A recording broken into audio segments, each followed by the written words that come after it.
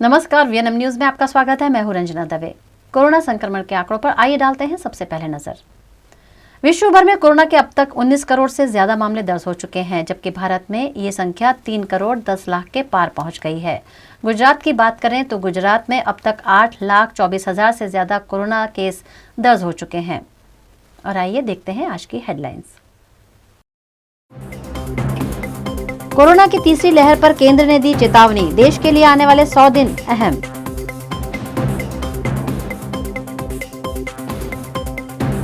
PM Modi के हाथों गांधीनगर में आधुनिक रेलवे स्टेशन का लोकार्पण, नई ट्रेनों का भी शुभारंभ। और विश्वामित्री की सफाई पर पर्यावरण प्रेमियों ने उठाए सवाल, जलीय जीवों की अनदेखी का विरोध।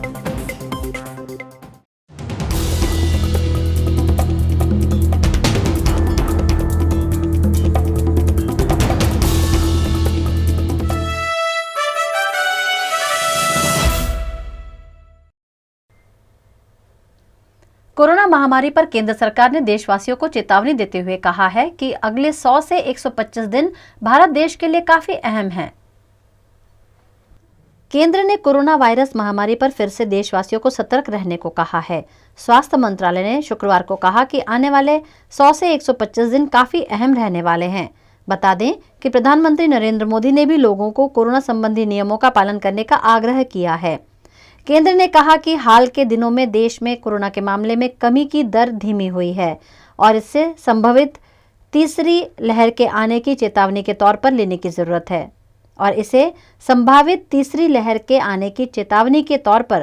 जरूरत है नीति आयोग सदस्य डॉक्टर वी.के. पॉल ने कहा, कोरोना की तीसरी लहर की बात इसलिए हो रही है क्योंकि अभी हर्ड इम्यूनिटी पर नहीं पहुंचे हैं। बड़ी आबादी को संक्रमण का खतरा बरकरार है।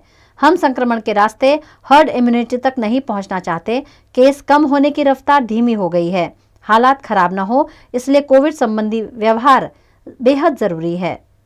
नीति आयोग के सदस्य डॉक्टर वी.के. पॉल ने संवाददाता सम्मेलन में कहा कि देश में कोरोना वायरस के मामलों में गिरावट की रफ्तार कम हुई है और ये हमारे लिए खतरे का संकेत है।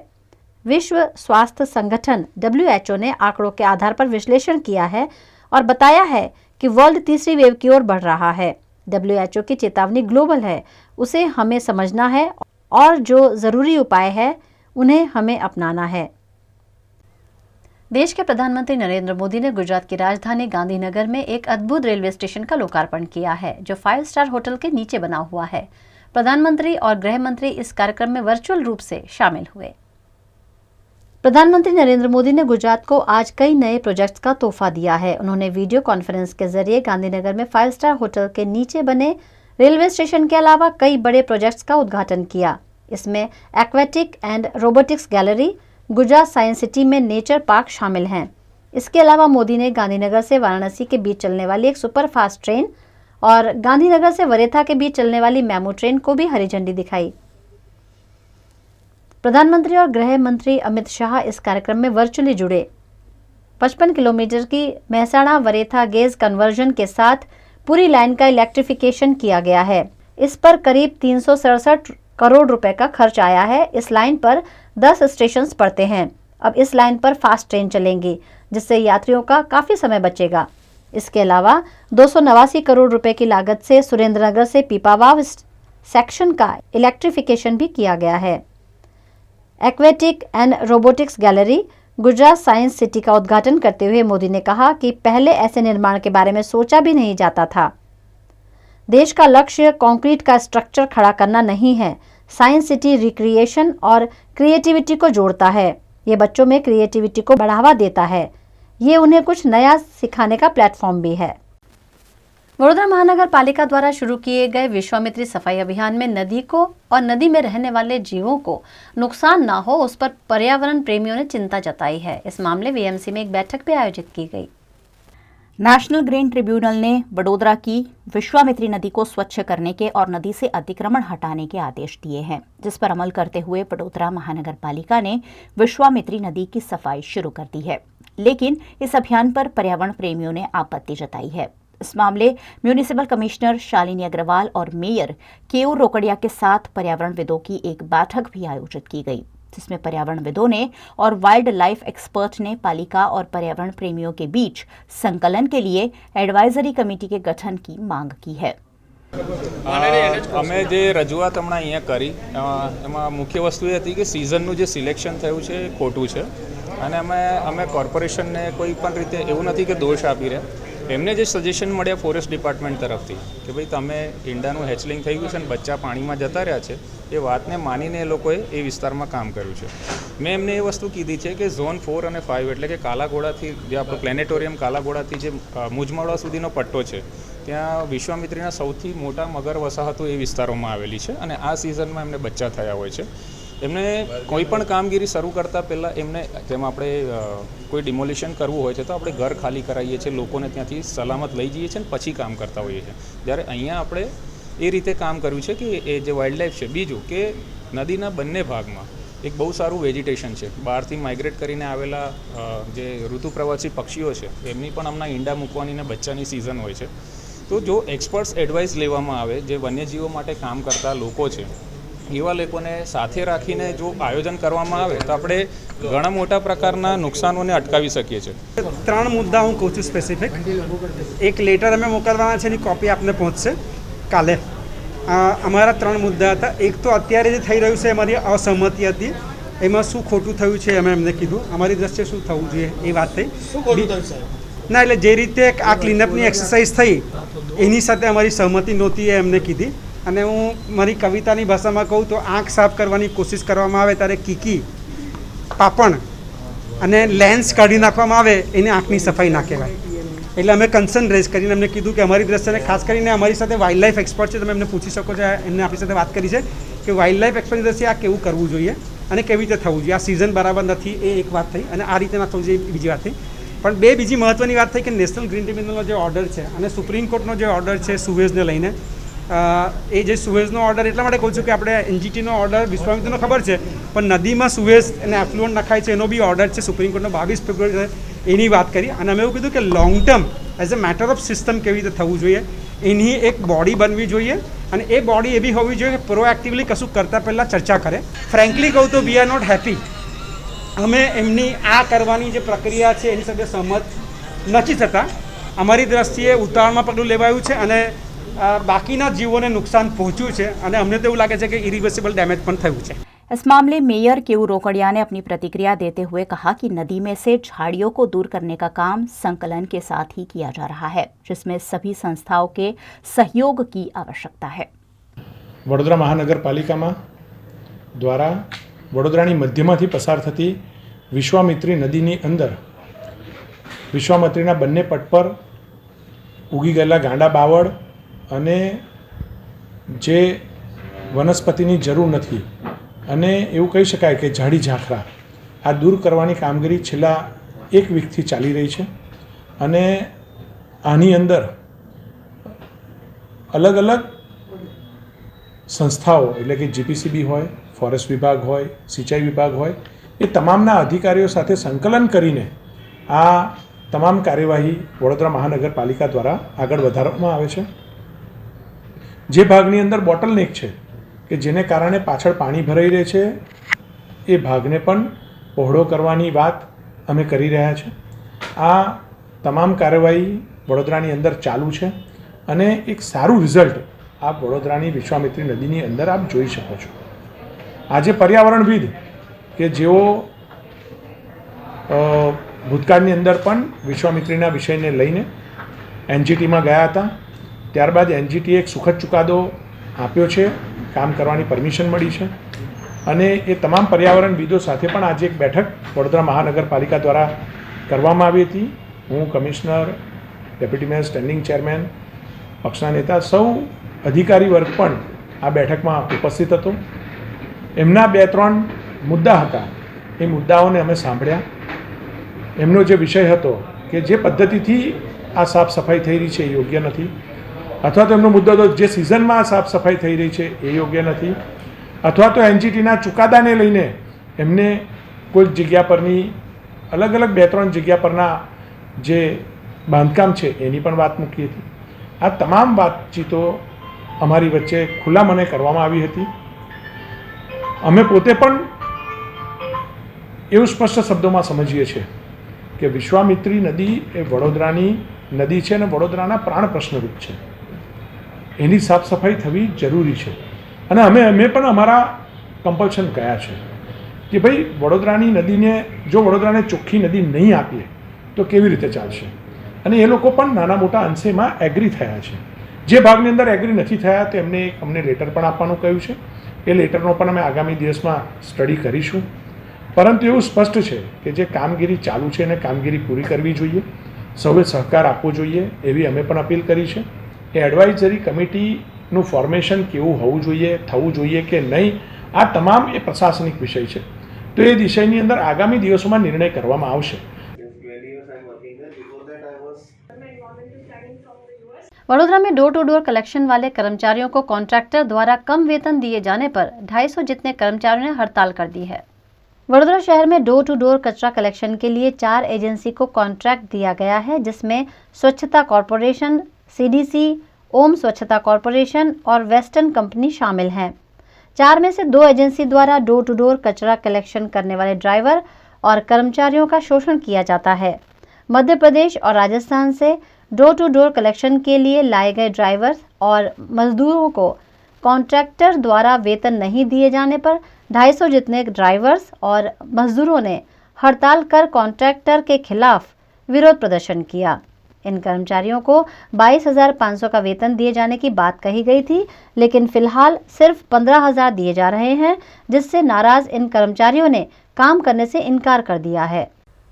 वडोदरा के MS यूनिवर्सिटी में बस से पढ़ने आने वाले छात्रों को बस पास बनाने में रियायत दिए जाने की मांग छात्र संगठन NSUI द्वारा की गई. गुजरात में कोरोना केस घटने पर कॉलेज शुरू करने की अनुमति राज्य सरकार ने दे दी है. ऐसे में MS यूनिवर्सिटी में बस से आने वाले छात्रों के हित में NSUI ने प्रबंधन को आवेदन पत्र दिया. सिटी बस तेमां GSRTC એટલે બસ જે છે તેની માટેના જે વિદ્યાર્થીઓ પરિવહન કરતા હોય છે તે વિદ્યાર્થીઓને ક્યાંક ને ક્યાંક ગવર્મેન્ટનો લાભ મળતો હોય છે સ્ટુડન્ટ પાસ ઉપર. તો કેવું દર વખતે યુનિવર્સિટીમાં વિદ્યાર્થીઓ આવે ત્યારબાદ 15-20 દિવસે આ કામગીરી ચાલુ થાય છે. તો શું 15-20 દિવસ સુધી વિદ્યાર્થીઓએ એમના પૂરેપૂરા પૈસા ભરવા પડે છે, જ્યારે હજુ યુનિવર્સિટી ચાલુ નથી થઈ. તેથી NSUI એક ચોખ્ખી માંગ કરી છે કે ભાઈ આ પ્રોસેસને તમે જલ્દી પતાવો, જેથી કરીને વિદ્યાર્થીઓને બસ પાસ જલ્દી આવી જાય અને એવર ફર્સ્ટ ડે એમનો પાસ હાથમાં હોય તો એમના પૈસા પણ બચે. અને યુનિવર્સિટી પાસે બીજી પણ માંગ કરી છે કે જે તેના વડાઓને કે અધિકારીઓને સાથે વાત કરીને MS યુનિવર્સિટીના જે વિદ્યાર્થીઓ છે એ વિદ્યાર્થીઓને બસના પાસમાં સ્પેશિયલ કન્સેશન પણ મળે તેવો પણ પ્રયત્ન કરવામાં આવે, તેવી આજે અમે રજૂઆત કરી છે. यूनिवर्सिटी में ऑफलाइन शिक्षण प्रक्रिया की जो सरकार की गाइडलाइन है उसके मुताबिक विद्यार्थी को वाली का सहमति पत्रक, अपने पेरेंट्स का सहमति पत्रक जमा कराना होता है. तो उसके साथ ही वो बस पास का जो फॉर्म है वो सबमिट करा दे, तो दूसरे ही दिन उनको साइन एंड स्टैम्प करके फैकल्टी से उनको रिस्पेक्टेड फैकल्टी से उनको वापस मिलता है.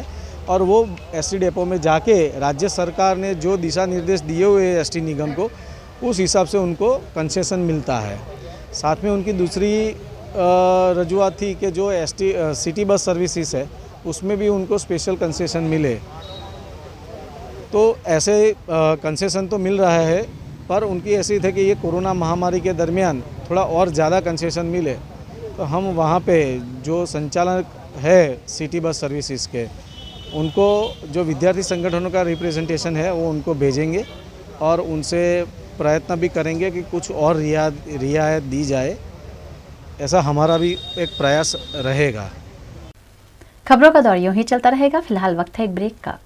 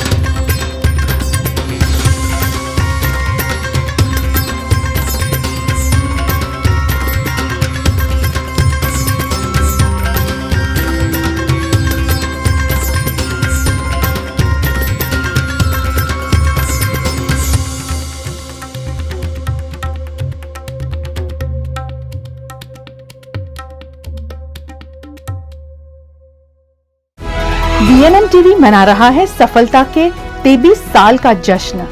24वें साल से अब खबरें 24 घंटे। Now available on coming soon.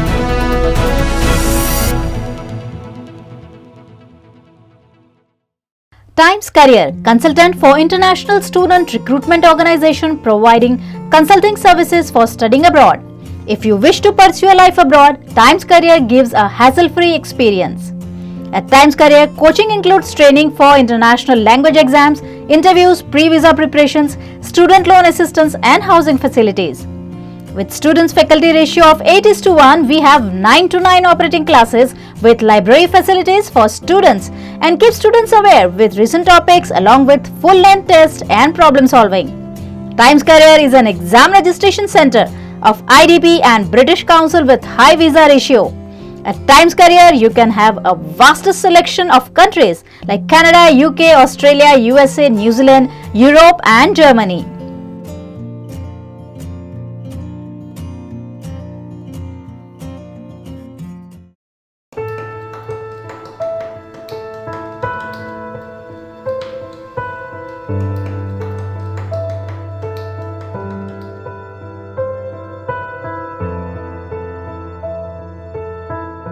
મારી છોકરી 3 મહિનાની જેટલી થઈ ત્યારે મને ખબર પડી કે મારી છોકરીની આંખ આવી છે.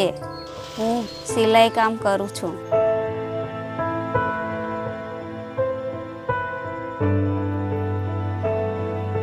વસંતાની ચિંતા હતી અમને, એક આંખ દૃષ્ટિહીન હતી એટલે, અને આગળ શું કરશે, ભણી શકશે કે ના ભણી શકશે એ ચિંતા હતી અમને. અમે ખેતી કરીએ છીએ અને કોઈક વખત મજૂરી કરવા બહાર જવું પડે છે.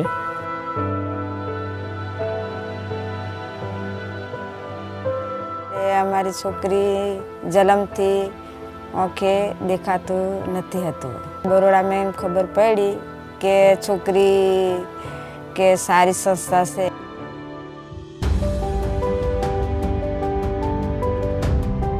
30 વર્ષ પહેલાં વડોદરાના સમગ્ર જિલ્લામાં પ્રજ્ઞાચક્ષુ બહેનો માટે કોઈ જ સંસ્થા કાર્યરત નહોતી. બહુ જ પરગજુ સ્વભાવવાળા મહાનુભાવોએ વિચાર્યું કે આપણે આ સેવા વડોદરામાં શરૂ કરવી જોઈએ. લાયન્સ અંધકન્યા શાળામાં અમે 50 જેટલી પ્રજ્ઞાચક્ષુ બાળાઓને અભ્યાસ સાથે રહેવા અને જમવાની સુવિધાઓ પૂરી પાડીએ છીએ અને એ તમામ નિઃશુલ્ક હોય છે. અને આ બાળાઓને જે વિષયમાં વધારે રુચિ હોય એ વિષયમાં એને આગળ લઈ જવા માટેના બધા પ્રયત્નો કરીએ છીએ અમે. The aim of the institution is to see this visually impaired girls grow into a beautiful human being. We started with 4 girls and 600 girls have already passed from the institution. જ્યારે હું અહીંયા આવી ત્યારે હું કોરી સ્લેટ જ હતી. 1 થી 7 ધોરણ સુધીનો અભ્યાસ મેં લાયન્સ બ્લાઇન્ડ ગર્લ્સ સ્કૂલમાં જ પ્રાપ્ત કર્યો અને હાલમાં હું લાયન્સ બ્લાઇન્ડ ગર્લ્સ સ્કૂલમાં જ બ્રેલ ટીચર તરીકે ફરજ બજાવું છું. જ્યાંથી હું શીખી એ જ બધી વસ્તુ મને અહીંયા ફરીથી મારા જેવી બીજી વિદ્યાર્થીનીઓને શીખવાડવા મળી રહી છે એનું મને બહુ જ ગર્વ છે. We are in a process of constructing a new school building. A new school building for our girls that is going to be very accessible and an inclusive resource center for anyone with any type of disability. Our goal is to provide education from nursery to college. We want to start vocational and skill training in our center itself. So these girls get the best platform to excel in life. For the past 30 years, this institution is managed purely by donations and fundings. At this moment, we have bigger dreams and we are going to take a bigger step. So I appeal to all the Barodians, people connected to Baroda and people who are connected to this cause to come forward, hold our hands and walk this wonderful journey with us.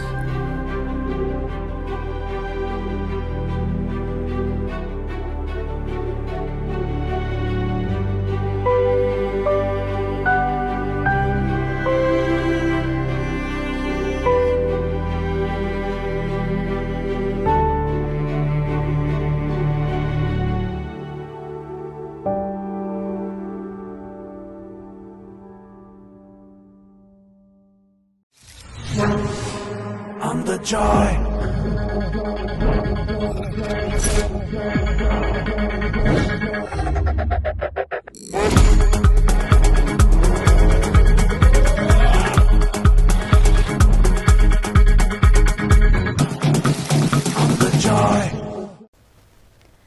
में कई बड़े बड़े निर्माणों में एक और इजाफा होने जा रहा है। गुजरात के कैपिटल गांधीनगर में आधुनिक मॉडल रेलवे स्टेशन बनाया गया है, जो अपने आप में बेमिसाल है। देश के प्रधानमंत्री नरेंद्र मोदी आज 16 जुलाई को गुजरात स्थित गांधीनगर रेलवे स्टेशन का उद्घाटन कर रहे हैं। गांधीनगर रेलवे स्टेशन देश का पहला ऐसा रेलवे स्टेशन है जो आधुनिक रूप से अपग्रेडेड है और यहां आने वाले यात्रियों को एयरपोर्ट जैसा ही अनुभव होने वाला है। भारतीय रेलवे की तरफ से एक ट्वीट कर यात्रियों को इस स्टेशन के बारे में जानकारी उपलब्ध कराई गई है। स्टेशन पर 40 यात्रियों के लिए पूरी तरह से एसी सुविधा से लेस लाउंज है। गांधीनगर के इस रेलवे स्टेशन को भारतीय रेलवे की बदलती तस्वीर का उदाहरण करार दिया जा रहा है। गांधीनगर रेलवे स्टेशन पर यात्रियों को 5 star hotel, theme based lightning, सभी धर्मों के अनुयायियों के लिए एक प्रेयर हॉल, साथ ही अलग से एक बेबी फीडिंग रूम भी मुहैया कराया गया है। इस रेलवे स्टेशन की रूपरेखा साल 2016 में तैयार की गई थी। Gandhinagar railway station Indian railway के उस महत्वाकांक्षी प्रोजेक्ट का हिस्सा है जिसमें स्टेशनों को वर्ल्ड क्लास ट्रांसपोर्ट और बिजनेस हब्स में बदला जाएगा। इन केंद्रों को रेलोपोलिस के तौर पर जाना जाएगा। इन स्टेशनों पर ट्रांसपोर्ट के अलावा कई बिजनेस के मौके भी लोगों को मिलेंगे ताकि बड़े निवेश को आकर्षित किया जा सके। भारतीय रेलवे ने गुजरात के गांधीनगर कैपिटल रेलवे स्टेशन में रेलवे स्टेशन के ऊपर 5 स्टार होटल बनाकर सभी को चौंका दिया है। ये रेलवे स्टेशन भारतीय रेलवे के वेस्टर्न रेलवे जोन अंतर्गत आता है। भारतीय रेलवे की ओर से दी गई जानकारी में बताया गया है कि इस लग्जरी होटल में 318 कमरे होंगे और एक प्राइवेट ऑर्गेनाइजेशन की ओर से इसे ऑपरेट किया जाएगा। जानकारी के अनुसार ये होटल 7,400 वर्ग मीटर में फैला हुआ है और इसे 790 करोड़ की लागत से बनाया गया है। रेलवे के मुताबिक गांधीनगर कैपिटल स्टेशन पर बदलती थीम पर आधारित इस लाइटिंग के साथ बिल्डिंग का बाहरी रूप बड़ा ही खूबसूरत नजर आता है। देश के प्रधानमंत्री नरेंद्र मोदी आज गांधीनगर रेलवे स्टेशन के ऊपर बने नए 5 स्टार होटल और कई बड़े प्रोजेक्ट्स का उद्घाटन कर रहे हैं। पीएम मोदी इस वर्चुअल इवेंट के दौरान गांधीनगर वाराणसी साप्ताहिक सुपरफास्ट ट्रेन और गांधीनगर वरेथा मेमू ट्रेन को भी हरी झंडी दिखाएंगे। इस दौरान केंद्रीय गृह मंत्री अमित शाह, रेल मंत्री अश्विनी वैष्णव, गुजरात के सीएम विजय रूपाणी समेत कई अधिकारी गांधीनगर में इस समारोह में शामिल होंगे। शारीरिक रूप से मजबूत नहीं होने के चलते अक्सर लड़कियां फिजिकल टेस्ट में फेल हो जाती हैं। ऐसे में भावनगर में भारतीय सैनिक सेवा फाउंडेशन द्वारा महिलाओं के लिए निशुल्क फिजिकल फिटनेस ट्रेनिंग कैंप का आयोजन किया गया।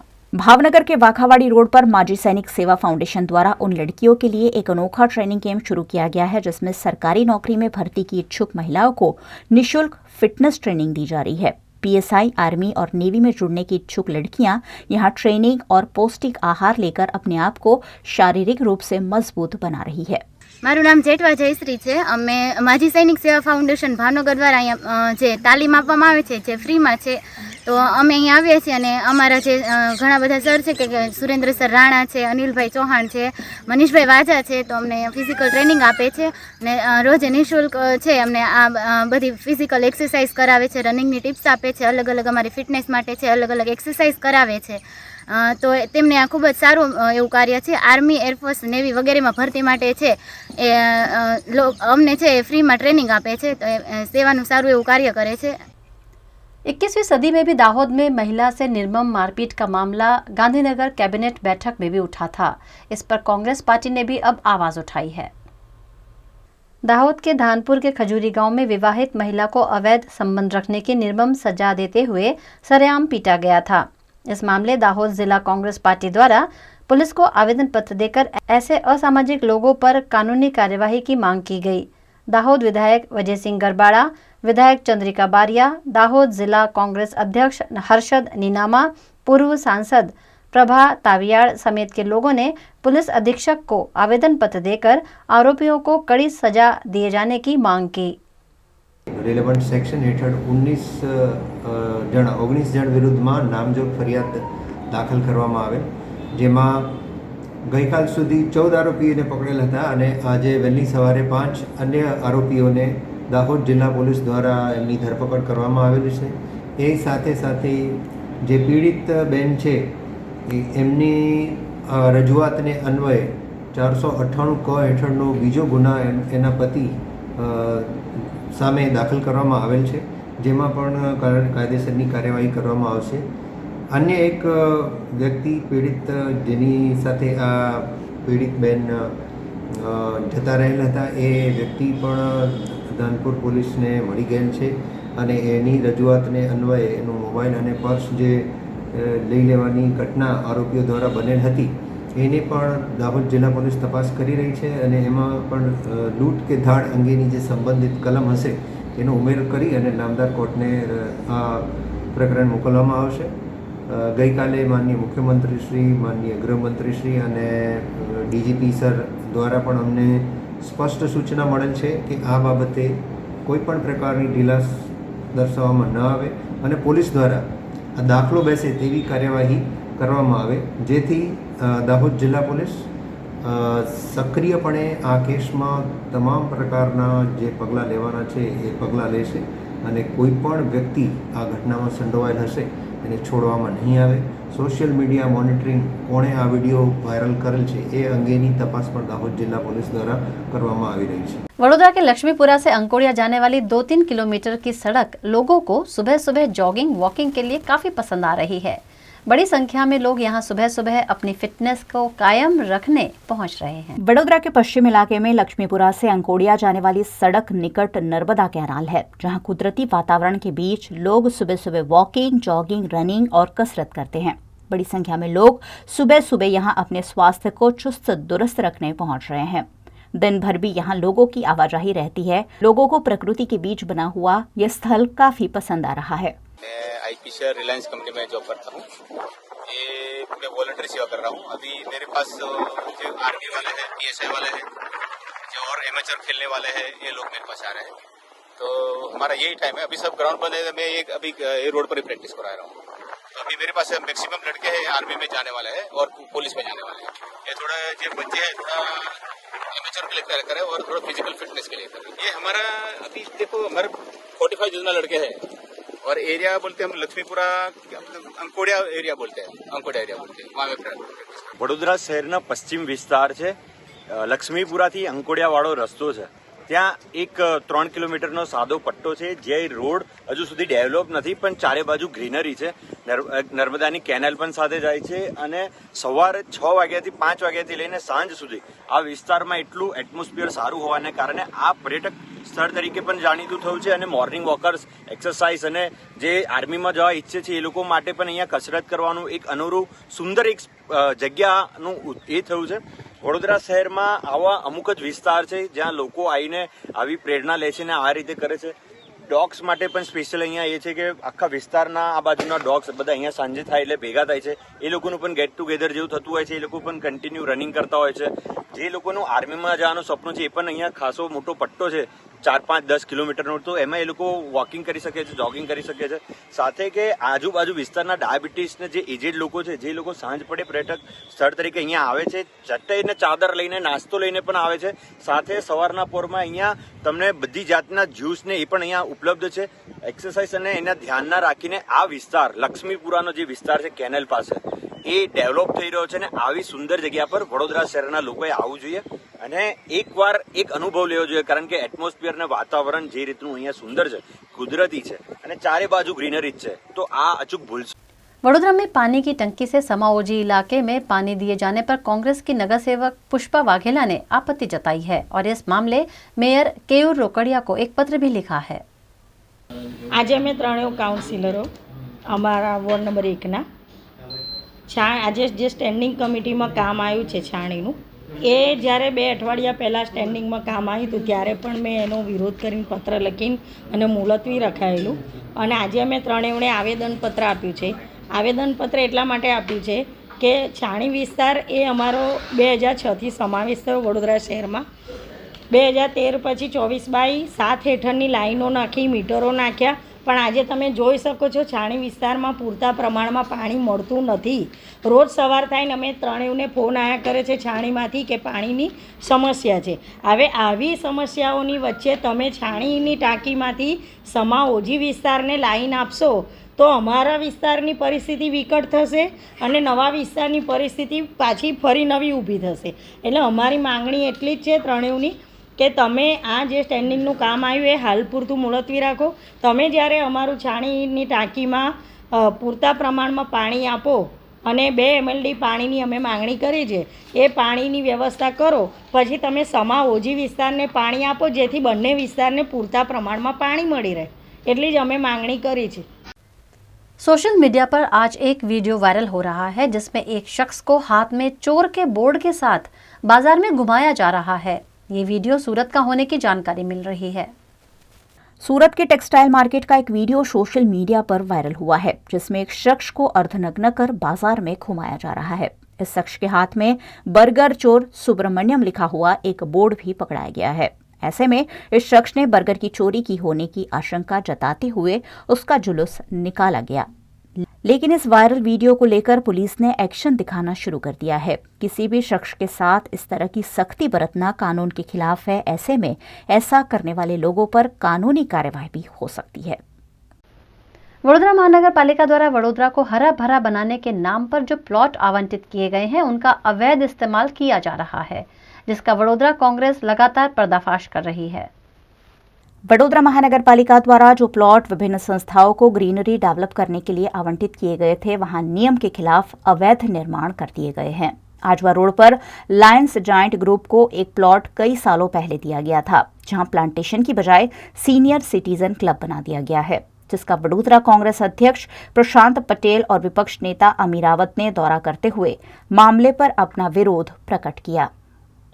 ग्रीन बेल्ट की जगह में 10% बांधकाम की परमिशन होती है, लेकिन यहाँ आप देखोगे तो यहाँ फ्लेवर डाला गया है। ग्रीन बेल्ट की जगह का जो कॉरपोरेशन का पर्पस था ग्रीनरी होनी चाहिए, वो पर्पस सॉल्व होता नहीं है। हमारी पालिका से नम्र विनती है कि सीनियर सिटीजन के लिए ये प्लॉट दिया है, कई जगह है कि महिला मंडल के लिए दिया है, तो 45 जो प्लॉट है, क्या इतने ही हमारे बड़ौदा शहर में संस्था है? संस्था तो बहुत है और ये पब्लिक प्रॉपर्टी है, तो सबको यूज़ करना चाहिए, ये करने की परमिशन होनी चाहिए। लेकिन यहाँ ताला लगा के लिमिटेड लोग ये प्लॉट का करोड़ों की प्रॉपर्टी है कॉरपोरेशन की, इसका यूज़ कर रही है। ये कायदा के विरुद्ध में है। हम चाहते हैं कि जहाँ ग्रीनरी नहीं हुई है, जहाँ ज़्यादा बांधकाम किया है, वो प्लॉट कॉरपोरेशन अपने पास वापस ले ले और कॉरपोरेशन खुद ये डेवलप करे और आम जनता को भी इसका लाभ मिलना चाहिए। यही हमारी डिमांड। 91 में एक दरखास्त कॉरपोरेशन में आई थी जिसके अंतर्गत बड़ौदा शहर के 46 प्लॉट्स जो ग्रीन स्पेस ओपन स्पेस है उसको डेवलप करने के लिए अलग अलग ऑर्गेनाइजेशंस को दिए थे। क्लॉज ये था कि उनमें गार्डन बनेगा या ग्रीन स्पेस की तरह डेवलप होगा, पर ये 46 प्लॉट्स जब हमने विज़िट करना शुरू किया है तो आप देख रहे हो आज ये प्लॉट पे जहाँ हम आए हैं 1787 स्क्वायर मीटर का ये प्लॉट है। दिया था इनको लायंस जायंट्स ग्रुप को गार्डन डेवलप करने के लिए, पर गार्डन की जगह यहाँ पर एक सीनियर सिटीजन हॉल है और पेवर ब्लॉक लगे हुए हैं। यहाँ पर कम से कम 900 पेड़ उगाए जा सकते थे अगर ग्रीन स्पेस की तरह डेवलप करते तो। हमारा डिमांड ये है कि कॉरपोरेशन ये प्लॉट इमीडिएटली वापस ले और इसमें जो भी कंस्ट्रक्शन हुआ है सब डिमोलिश करके गार्डन बना के आम लोगों के लिए, यहाँ के लोगों के लिए सुविधा खड़ी की जाए।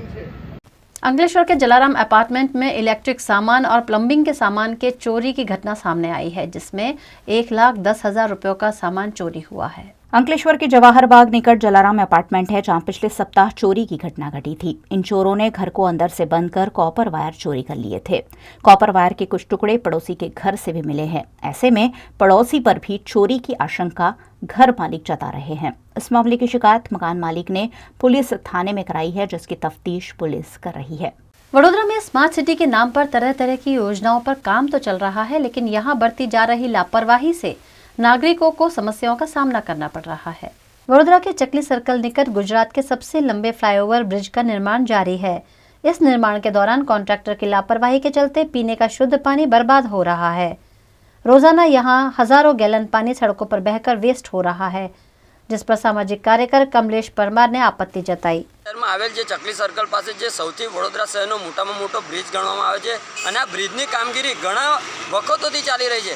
બ્રિજની કામગીરી દરમિયાન કેટલીક જગ્યા પર જોઈએ છે કે બેદરકારી જોવા મળે છે। આજ રોજ જે પીવાનું શુદ્ધ પાણી છે એ લીકેજ થઈ રહ્યું છે। એ લીકેજ જે ગઈકાલે રાત્રે જે બુલડોઝર દ્વારા જે કર્મચારી દ્વારા કામ કરવામાં આવતું હતું તેવા સમયે આ પાણીનું લાઇનનું લીકેજ સર્જાયું હતું। અને કહેવાનો મતલબ અમારો એક જ છે કે વડોદરા શહેરમાં અલગ અલગ વિસ્તારોમાં આજે પાણી નથી મળી રહ્યું। બીજી બાજુ આ રીતે પાણીનું ભંગાર સર્જાય છે એટલે એ ઘણું બેદરકારી કહેવાય। સાથે સાથે અમારી વડોદરા શહેરના મેયરશ્રી, કમિશનરશ્રી, ચેરમેનશ્રીને એક માંગણી છે કે વડોદરા સ્માર્ટ સિટી તરફ જઈ રહ્યું છે અને સ્માર્ટ સિટી અંતર્ગત અનેક બ્રિજો બનાવવાની કામગીરી ટૂંક સમયમાં હાથ ધરવાની છે। પરંતુ કહી શકાય કે એક બ્રિજની અંદર જ્યારે આટલી બધી બેદરકારી જોવા મળતી હોય તો આવનારા દિવસોમાં શું પરિસ્થિતિ થશે ये तो જોવાનું રહ્યું। वैक्सीन के डोज को लेकर बड़ी लापरवाही बढ़ती गई। भावनगर में वैक्सीनेशन के दौरान घोर लापरवाही का मामला सामने आया है, जिसमें एक महिला को पहला डोज कोवैक्सीन का दिए जाने के बाद दूसरा डोज कोविशील्ड का दे दिया होने की घटना उजागर हुई है। ऐसे में पीड़ित महिला और उनके पति ने स्वास्थ्य विभाग पर लापरवाही का आरोप लगाया है। હું આજ સવારે મારા મિસિસને લઈને અહીંયા વેક્સિન દેવરાવા આવ્યો હતો અને ત્યારે જે અહીંયા આગળ નામ નોંધાવ્યું અને રજિસ્ટ્રેશન કરાવ્યું અને મેં એમને કીધું કે ભાઈ આવી રીતે જે છે જે વેક્સિન દેવરાવા ગયો ત્યારે મેં કીધું મારે કોવિશિલ્ડ નથી, કોવેક્સિન છે। તો એમને તે હજી વાત કરું ત્યારે એમને કોવિશિલ્ડનું ઇન્જેક્શન આપી દીધું અને પછી મેં કીધું કે આવી નથી તો કે બધી કંપની અલગ અલગ હોય કે કોવિશિલ્ડ ને નામ બધા અલગ અલગ હોય। આ બે સરખું આવે એમ કે કંપની અલગ હોય બાકી કાંઈ ન હોય। भरूच जिले के झगड़िया में पिछले कई दिनों से लगातार चोरी की वारदातें घट रही हैं, जिससे यहां के लोगों में दहशत का माहौल देखा जा रहा है। भरूच के झगड़िया तालुका के लिमोदरा गांव में रहने वाली अनीता पाटनवाड़िया घर में मौजूद नहीं थीं। उस दौरान घर मालिक की अनुपस्थिति का लाभ उठाकर चोरों ने घर में चोरी की वारदात को अंजाम दिया। बंद घर का दरवाजा तोड़कर चोरों ने डिब्बे में रखे हुए 2300 रुपये नगद और 1,18,000 के सोने चांदी के जेवर चोरी कर लिए हैं। इस मामले झगड़िया पुलिस थाने में शिकायत की गई है। कोरोना केस घटने पर पश्चिम बंगाल के हरिश्चंद्रपुर में कोरोना गाइडलाइंस का सरेआम उल्लंघन देखा जा रहा है, जो यहां के लोगों पर भारी पड़ सकता है। देश भर में कोरोना की दूसरी लहर ने कहर बरसा दिया था। दूसरी लहर का कहर पश्चिम बंगाल में भी काफी हुआ था। यहां मालदा जिले के हरिश्चंद्रपुर में हजारों लोग कोरोना का शिकार बने और कुछ लोग मारे भी गए। अब केस थोड़े से कम हुए हैं, ऐसे में यहाँ लोगों ने लापरवाही बरतना शुरू कर दिया है। हरिश्चंद्रपुर के बाजार हों या अस्पताल, हर जगह लोगों की भीड़ देखने मिल रही है और भीड़ में कई लोगों ने मास्क भी नहीं पहना है। सरकार पहले ही लोगों द्वारा बरती जा रही लापरवाही पर लगातार आपत्ति जता रही है, लेकिन फिर भी लोग हैं कि समझने के लिए तैयार ही नहीं हैं। पिछली बार की गलती लोग फिर से दोहरा रहे हैं और ऐसे में आने वाले दिनों में तीसरी लहर की आशंका को खारिज नहीं किया जा सकता। আমরা লক্ষ্য করছি মানে এখন করোনার প্রকোপটা অনেকটা কমে গেছে বলে একটা গা ছাড়া মনোভাব কিন্তু আমরা দেখতে পাচ্ছি। বিশেষ করে মানুষজন মাস্ক পরা প্রায় ছেড়েই দিয়েছেন। আমরা আমাদের তরফ থেকে বারবার বলছি যে সতর্কতাগুলো নেওয়া দরকার, অর্থাৎ মাস্ক পরা, দূরত্ব বজায় রাখা, সেটার প্রয়োজনীয়তা কিন্তু একদমই কমেনি। কারণ তৃতীয় ওয়েভ কি আকার ধারণ করবে সেটা সম্বন্ধে কিন্তু আমরা কেউ জানি না। তাই আমাদের নিজেদের সাবধানতা নিজেদেরই কিন্তু অবলম্বন করতে হবে। আমি এলাকাবাসীর কাছে যেটা মানে করো জোরে প্রার্থনা করব তারা যেন মাস্ক পরেন, দূরত্ব বজায় রাখেন এবং যে সতর্কতা নেওয়া প্রয়োজন মাঝে মধ্যেই একটু হাত ধুয়ে নেওয়া, স্যানিটাইজারে একটু হাত ধুয়ে নেওয়া বা সাবানে একটু হাত ধুয়ে নেওয়া, যেগুলো মোটামুটি যে সতর্কতাগুলো প্রাথমিক সতর্কতাগুলো বজায় রাখলে করোনাকে দূরে রাখা যায় সেগুলো রাখার জন্য আমি বলবো। ইদানিং যেটা আমরা দেখতে পাচ্ছি প্রচুর কিন্তু এরকম সর্দি কাশি জ্বর ঘরে ঘরে দেখতে পাচ্ছি। তো ভাইরাল ইনফেকশন বর্ষার এই সময়টায় হয়, সেটা থেকেও কিন্তু মাস্ক পরে থাকলে আমরা অনেক অংশে নিরাপদ। অনেকেই হয়তো ভাববেন যে বাড়াবাড়ি করা হচ্ছে, কিন্তু এই বাড়াবাড়িটা কিন্তু একটু আপনাদের প্রয়োজনের কথা মনে রেখেই আমরা করছি। আপনারাই যাতে সুরক্ষিত থাকেন, আপনি নিজে অন্যকে বিপদে ফেলবেন, জনস্বাস্থ্য বিঘ্নিত করবেন, এটা কিন্তু মেনে নেওয়া যায় না। আমরা কিন্তু আগামীতে কঠোর পদক্ষেপ যেমন আগে নেওয়া হয়েছিল আবার কিন্তু আমরা কঠোর পদক্ষেপ নেব। आइए अब देखते हैं खबरें फटाफट।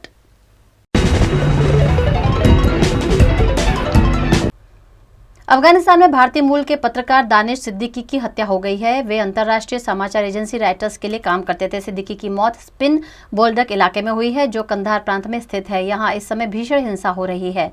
सिद्दीकी बीते कुछ दिनों से कंधार में जारी हालात की कवरेज कर रहे थे।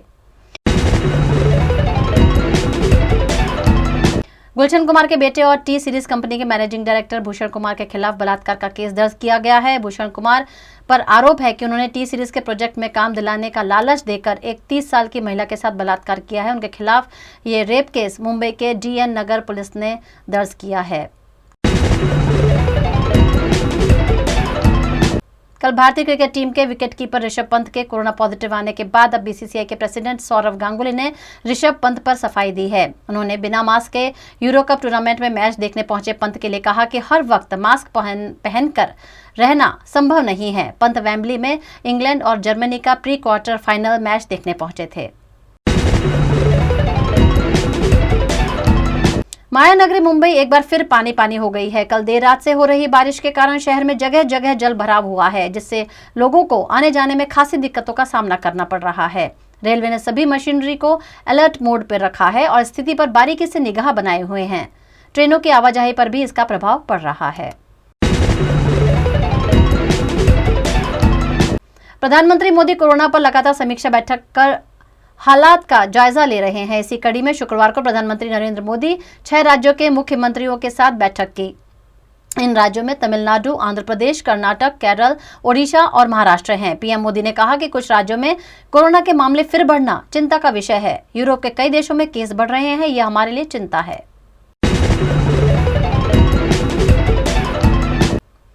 अब सिद्धू और कांग्रेस अध्यक्ष सोनिया गांधी की बैठक खत्म होते ही सियासी घमासान शुरू हो चुका है। पंजाब कांग्रेस इंचार्ज हरीश रावत ने सफाई दी है कि उन्होंने कभी नहीं कहा कि नवजोत सिद्धू पंजाब प्रदेश कांग्रेस कमेटी के प्रधान होंगे। उन्होंने कहा कि मैंने ये कहा था कि कोई भी प्रधान हो सकता है। लखनऊ में शुक्रवार सुबह एक बेकाबू ट्रक वैन पर पलट गया। हादसे में वैन में सवार 5 लोगों की मौत हो गई। वहीं 3 लोग गंभीर रूप से घायल भी हुए हैं। सूचना पर पहुंची पुलिस ने सभी घायलों को इलाज के लिए ट्रोमा सेंटर में भर्ती करवाया है, जहां उनकी हालत नाजुक बनी हुई है। पुलिस के मुताबिक सभी घायल और मृतक उन्नाव के रहने वाले हैं। वेफर्स और पैक्ड स्नैक्स बनाने वाली राजकोट की बालाजी वेफर्स कंपनी आने वाले दिनों में नूडल्स के बादशाह मैगी को टक्कर देने की तैयारी में है। कंपनी ने जुलाई 2019 में गिप्पी ब्रांड नाम से मसाला नूडल्स लॉन्च किया था और सिर्फ 2 साल में ही कंपनी भारत के 11 राज्यों में पहुंच गई है। पश्चिमी यूरोप के कई देश इन दिनों भीषण बाढ़ का सामना कर रहे हैं। भारी बारिश और बाढ़ के चलते जर्मनी में अब तक 59 और बेल्जियम में 9 लोगों की मौत हुई है। पश्चिमी जर्मनी में यूकेर्शियन इलाके के अधिकारियों ने बताया कि वहां बाढ़ के चलते 15 लोगों की मौत हुई है।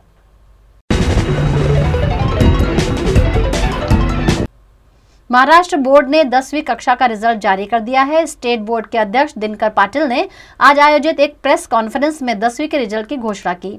इस साल 957 स्टूडेंट्स ने 100% मार्क्स हासिल किए हैं। महाराष्ट्र SSC परिणाम 2021 में कुल 1,04,633 स्टूडेंट्स ने इस साल 90% और उससे ज्यादा मार्क्स स्कोर किए हैं।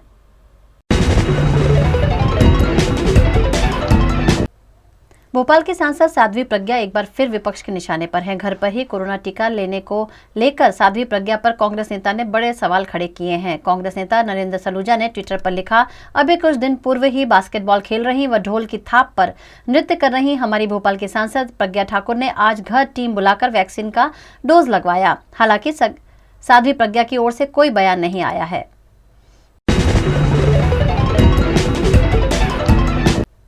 महाराष्ट्र में 100 करोड़ रुपए वसूली कांड में ईडी ने राज्य के पूर्व गृह मंत्री अनिल देशमुख के खिलाफ बड़ी कार्यवाही करते हुए 4.20 करोड़ रुपए मूल्य की संपत्ति जब्त कर ली है।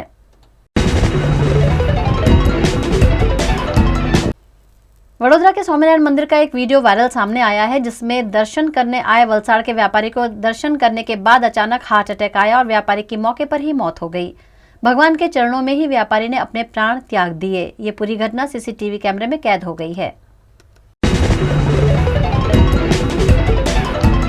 अंतर्राष्ट्रीय क्रिकेट परिषद ने आज यानी शुक्रवार को आईसीसी T20 वर्ल्ड कप 2021 को लेकर बड़ा ऐलान किया है। 17 अक्टूबर से 14 नवंबर तक ओमान और संयुक्त अरब अमीरात यानी UAE में BCCI द्वारा आयोजित होने वाले आईसीसी मेंस T20 विश्व कप 2021 के लिए समूहों की घोषणा की है। इसी के साथ पता चलता है कि भारत और पाकिस्तान की भिड़ंत लीग स्टेज में जरूर होगी।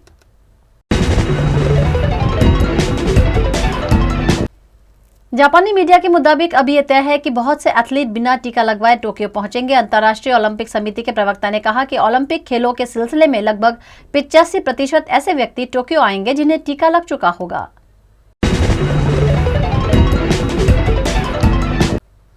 यूपी में मिशन 2022 को लेकर राजनीतिक दलों ने अपना माहौल बनाना शुरू कर दिया है। इसी क्रम में कांग्रेस महासचिव और प्रभारी प्रियंका गांधी ने प्रदेश की कानून व्यवस्था, पंचायत चुनाव में हुई हिंसा समेत कई मुद्दों को लेकर हसरतगंज स्थित गांधी प्रतिमा पर मौन धरने पर बैठी हैं। भारत और पाकिस्तान के बीच वार्ता को लेकर पाकिस्तानी प्रधानमंत्री इमरान खान ने चौंकाने वाला बयान दिया है। उज्बेकिस्तान में चल रही सेंट्रल साउथ एशिया कॉन्फ्रेंस में पहुंचे इमरान से सवाल किया गया कि क्या आतंकवाद और बातचीत एक साथ चल सकते हैं। इस सवाल पर इमरान खान ने कहा कि भारत का तो हम कितने दिनों से इंतजार कर रहे हैं कि हम सभ्य पड़ोसी बनकर रहें, पर क्या करें, आरएसएस की आइडियोलॉजी रास्ते में आ गई। भारत और पाकिस्तान संबंधों पर इमरान खान की प्रतिक्रिया पर केंद्रीय मंत्री कौशल किशोर ने कहा कि आतंकवाद की जड़ें पाकिस्तान में हैं। इमरान खान अपने देश में आतंकी ठिकानों से अच्छी तरह वाकिफ हैं। आरएसएस को दोष देने में कोई दम नहीं है, ये उनका अनावश्यक बयान है। केंद्रीय मंत्री ने कहा कि आरएसएस ने हमेशा ही सद्भाव का उपदेश दिया है।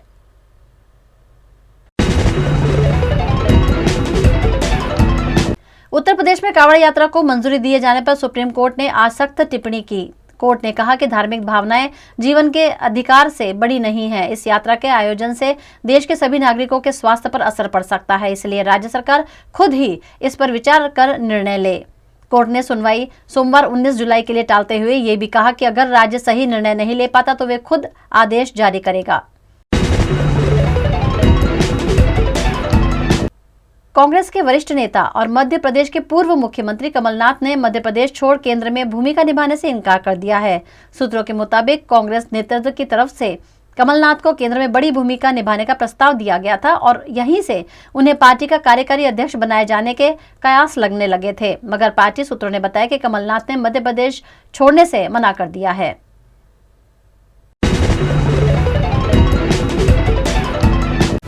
VNM टीवी मना रहा है सफलता के 23 साल का जश्न। 24वें साल से अब खबरें 24 घंटे। Now available on coming soon.